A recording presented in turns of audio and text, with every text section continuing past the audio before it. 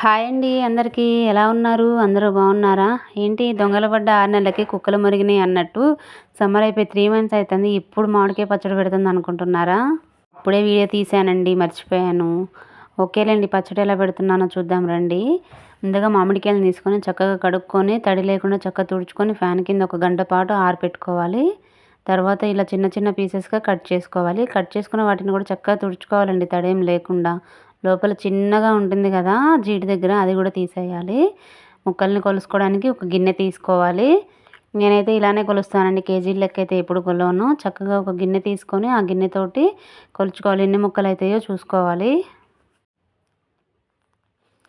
నాకైతే 5 వరకు అయినాయి. ఇప్పుడు గిన్నెల కొలతల్లో మనం ఉప్పు కారం ఎలా వేసుకోవాలో చూద్దాం రండి.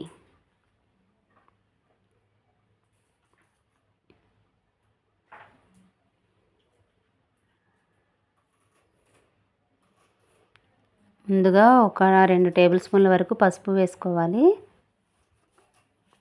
పసుపు మొత్తం ముక్కలకి పట్టేటట్టు కలుపుకోవాలి.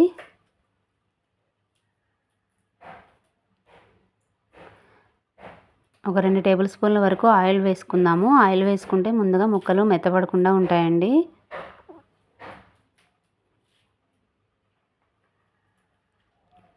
ఇలా ఆయిల్ వేసుకొని మామిడికాయ ముక్కలకి మొత్తం పట్టేటట్టు పసుపు నూనె పట్టేటట్టు చక్కగా కలుపుకోవాలి.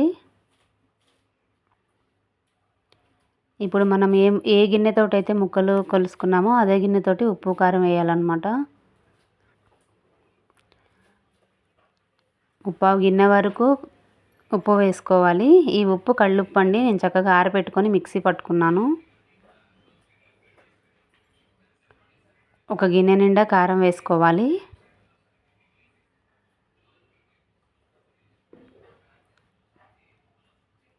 అరగిన్నె వరకు ఆవ పొడి వేసుకోవాలి.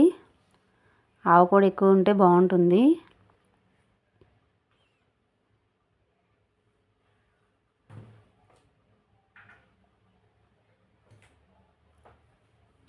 ఒక 3 లేదా 4 టేబుల్ స్పూన్ల వరకు మెంతి పొడి వేసుకోవాలి.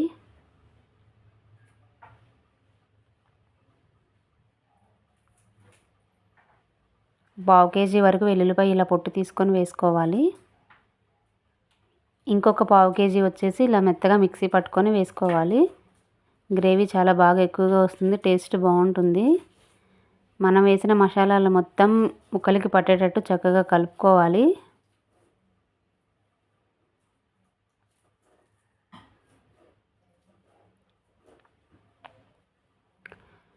అదే గిన్నెతోటి ఒక గిన్నె నిండా ఆయిల్ వేసుకోవాలి. ఇది పల్లి నూనె అండి.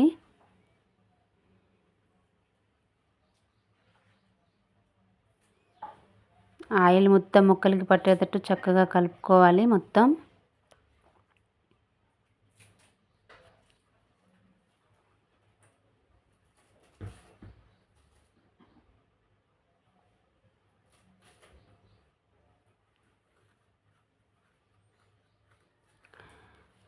మసాలాలన్నీ ముక్కలకు పట్టేటట్టు చక్కగా ఒక 10 నిమిషాలు కలుపుకోవాలి.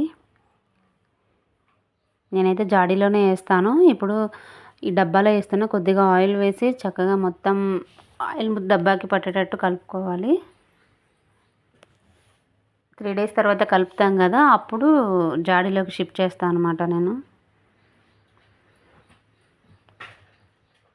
ఇలా బకెట్కి ఆయిల్ మొత్తం పూసిన తర్వాత పచ్చడి మొత్తం అందులో వేసుకోవాలి.